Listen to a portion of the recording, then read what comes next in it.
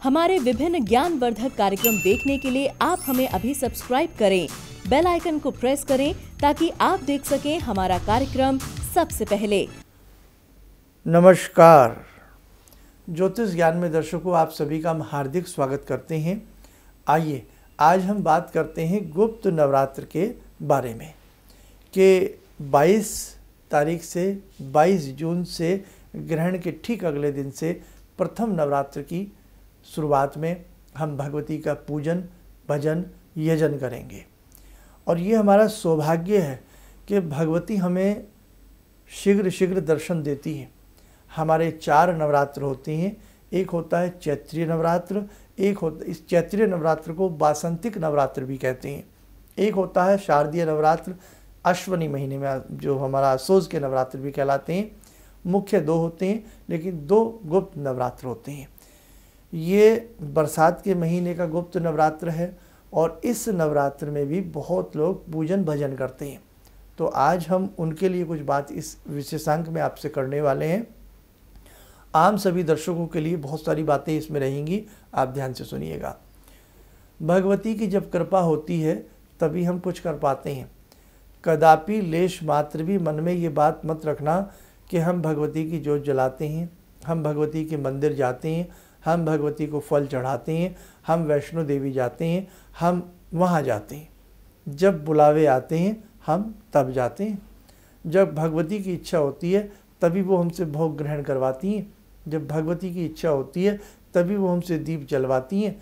नहीं तो ऐसे से लोग हैं कि सामने मंदिर हो वो नमस्कार नहीं करते, सामने भगवती बैठी हो वो सर भी नहीं झुकाते और उपहास करते हैं, मजाक उड़ाते हैं। घर में कोई पूजा करता है तो उसको करने भी नहीं देते हैं, उसको भी बुरा भला बोल देते हैं कि क्या दिया तुम्हारे भगवान ने तुम्हें, क्या दिया तुमने, हम भगवान को छोड़ दें। अगर एक पति पत्नी से कहे कि तुम्हारे भगवान ने तुम्हें क्या दिया, तो हम ये भी कह सकते हैं कि जनाब आपने क्या दिया। तो ये चीज़ गलत है, ऐसा किसी को भी बोलना गलत है। इसलिए कहने का भाव, भगवान ने हमें बहुत कुछ दिया है, बाकी हमारे कर्म हैं। भाई कर्म तो हमारे अपने हैं ना, हमारे जैसे कर्म होंगे उस हिसाब से हमारे साथ व्यवस्था हो जाती है। और ये थोड़ी बड़ी बात है कि उन कर्मों का लेखा जोखा भगवान संभाल लेते हैं, ये थोड़ी बड़ी बात है। आजकल तो हर चीज़ में रिश्वत चल जाती है, अच्छे बुरे बन जाते हैं और बुरे अच्छे बन जाते हैं। लेकिन भगवान के दरबार में ऐसा नहीं है, वहाँ तो जैसा कर्म करोगे वैसा फल आपको मिलेगा। खैर, अब हम गुप्त नवरात्र पे आते हैं। 22 तारीख का प्रथम गुप्त नवरात्र है। आषाढ़ महीना, शुक्ल पक्ष, प्रतिपदा का दिन। उस दिन से हम प्रथम नवरात्र रखेंगे। और हाँ, इस बार एक नवरात्र कम हो रहा है। कौन सा? जो छठ तिथि है, षष्ठी तिथि है, वो इस बार अक्षय है, घट रही है। तो मैं आपको बता देता हूँ, 22 तारीख का सोमवार है, 22 जून का प्रथम नवरात्र, 23 जून का द्वितीय नवरात्र है और 23 जून की जगन्नाथ यात्रा भी है। 24 तारीख का बुधवार का तीसरा नवरात्र, तिथि तृतीया है। बृहस्पतिवार 25 तारीख है और तिथि जो है चतुर्थी है। पंचमी तिथि 26 तारीख को पंचम नवरात्र है, दिन शुक्रवार का है। अब सीधा षष्ठी तिथि अक्षय हो रही है, घट रही है। शनिवार आ जाएगा 27 तारीख को, ठीक तिथि सप्तमी होगी। तो आप 1 2 3 करके ना गिने, इस बार एक नवरात्र कमज़ोर है, कम है। 28 तारीख दिन रविवार, 28 जून का अष्टमी रहेगी। तो जो लोग अष्टमी पूजन करते हैं, अष्टमी में कन्या आदि करते हैं या अष्टमी को अपने व्रत का पूर्ण मानते हैं, पारायण करते हैं, तो वो 28 तारीख को करें। जो नवमी में करते हैं वो 29 जून को करें। ठीक है, अब आगे बढ़ते हैं। वैसे तो मैं सारी बातें आपको बहुत ज़्यादा इसमें सब कुछ मैं बताता ही रहता हूँ समय समय पे आपको। अब दुर्गा सप्तशती की ये पुस्तक है, ये ग्रंथ है, उम्मीद है आप सबके पास होगा। गीता प्रेस, गोरखपुर, उत्तर प्रदेश। इंटरनेट पे सर्च करोगे ये पुस्तक हर जगह मिल जाती है। हिंदी से संस्कृत में भी आती है, संस्कृत से हिंदी में भी आती है, केवल हिंदी में भी आती है, बहुत सस्ती आती है, 40-50 रुपये तक ये ग्रंथ मिल जाता है। इसमें 13 अध्याय हैं और 13 अध्याय अगर आप प्रतिदिन नहीं पढ़ सकते तो उसको कैसे पढ़ा जाता है वो मैं विधि आपको भी बता देता हूँ। या इसके लिए आप हमारे पुराने विशेषांक नवरात्रों के जब चैत्र और आश्विन के होते हैं उनको भी सुन सकते हैं, नहीं तो इसमें भी सुन लीजिए। जब आप दुर्गा सप्तशती को प्रारंभ करते हैं तो सबसे पहले उसमें हम कीलन और उत्कीलन करते हैं, वो हमको इस पुस्तक में पाठ विधि में मिल जाएगा। 3 मंत्र हैं, तीनों मंत्रों को पाठ शुरू होने से पहले यानी कि जैसे ही पुस्तक खोलेंगे नमन नमस्कार करके उसे प्रारंभ करेंगे तीनों मंत्रों को, और जब क्षमा प्रार्थना करके पाठ पूर्ण हो जाता है फिर वो 3 मंत्र पढ़े जाते हैं। कल सुबह कलश स्थापना अच्छे से कर लीजिएगा। कल सुबह से मेरा मतलब यही है कि जब भी आप मेरा ये कार्यक्रम देखें, और यदि आप हो सकता है 21 तारीख में मेरा ये कार्यक्रम देख रहे हैं तो आप 22 तारीख की सुबह कलश स्थापना अपनी कर लें, मेरा मतलब यही है, मुंह से निकल जाता है।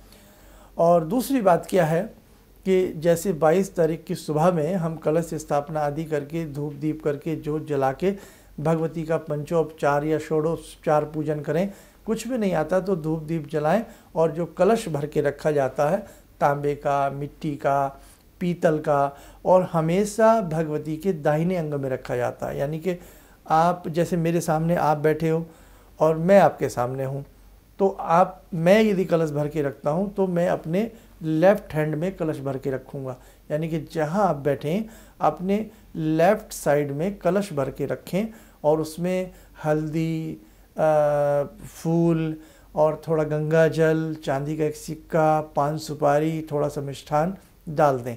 ये सिंपल विधि बता रहा हूँ। और उसके ऊपर एक नारिकेल रख दें या एक कटोरी में चावल भर के रख दें और एक सुपारी पर कलावा लपेट करके रख दें, गणेश जी मान करके उनका पूजन उसमें आप कर सकते हैं। आगे बढ़े।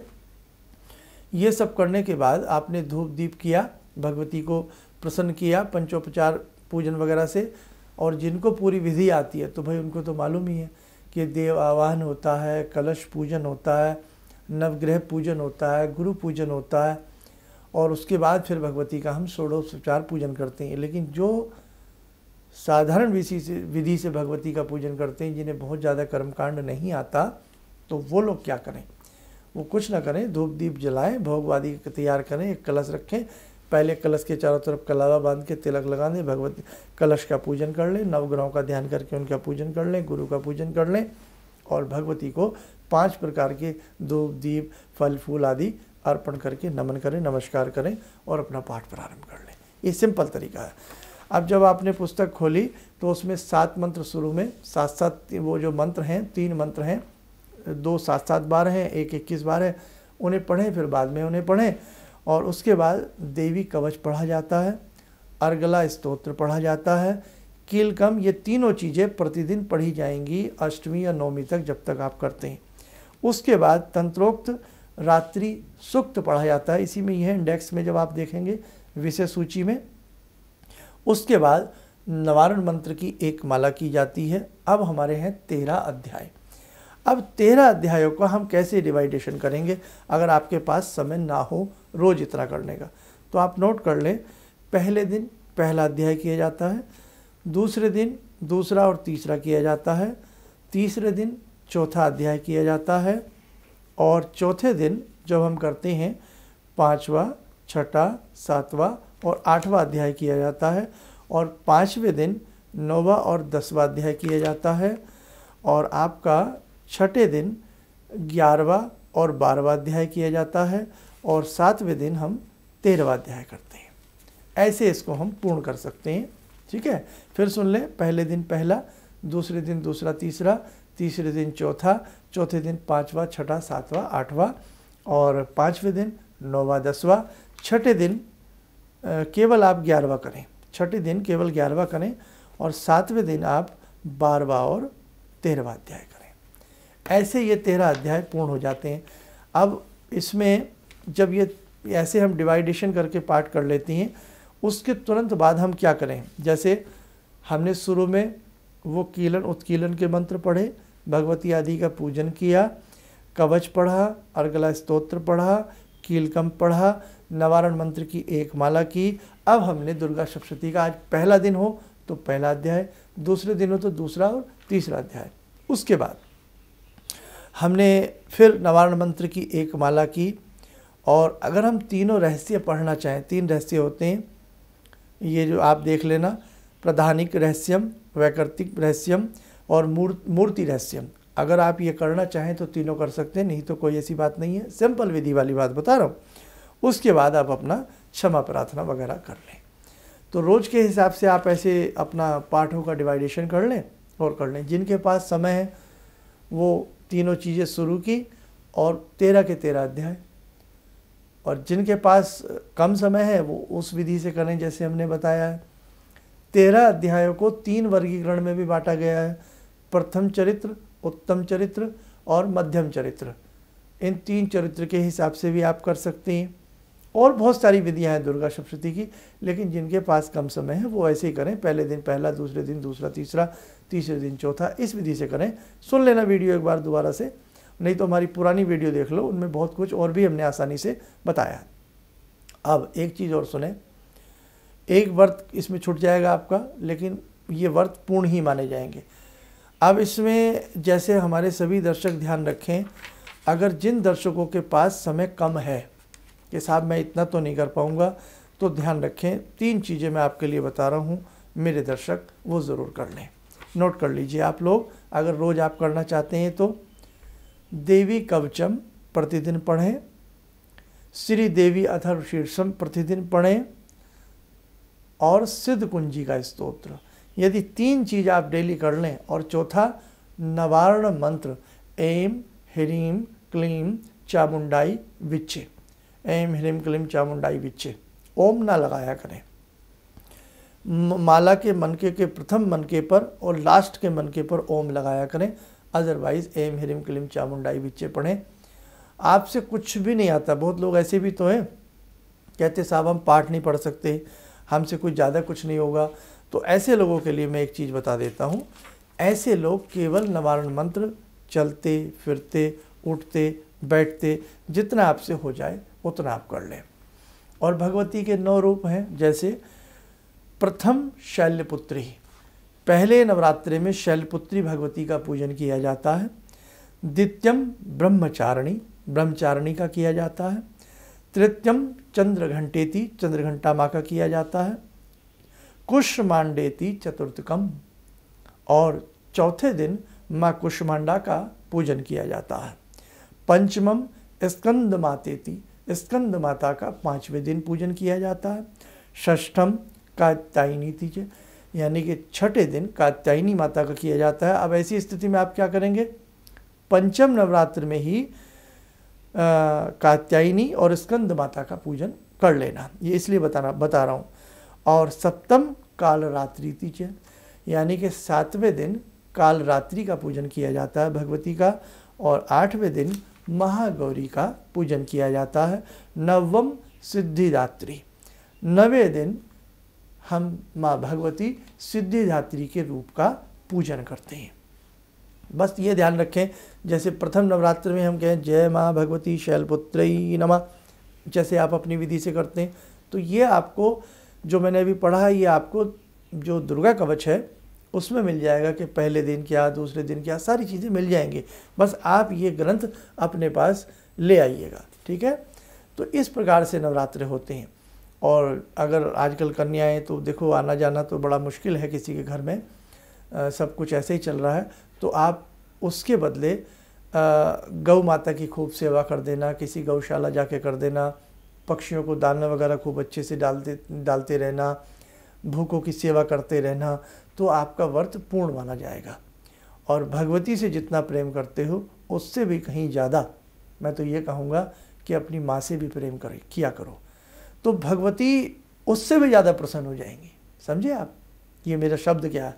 बहुत लोग माँ जिनकी घर में हैं माँ से बात नहीं करते, माँ को कहते हैं जा माँ तू, और मंदिर में घंटी बजा के कहते हैं जय माता की। तो जो भगवती है ना वो आपसे प्रसन्न नहीं होती, जो सिंहासन पर बैठी भगवती हैं वो प्रसन्न नहीं होंगी। कब तक? जब तक घर में बैठी भगवती को आप प्रसन्न नहीं करेंगे। तो आप अपनी माँ से बहुत प्रेम करिए। माँ से प्रेम करने से मतलब ही है कि आप भगवती से प्रेम कर रहे हैं। हमारा कहने का तात्पर्य ये है। तो अच्छे से सब मैंने समझाया।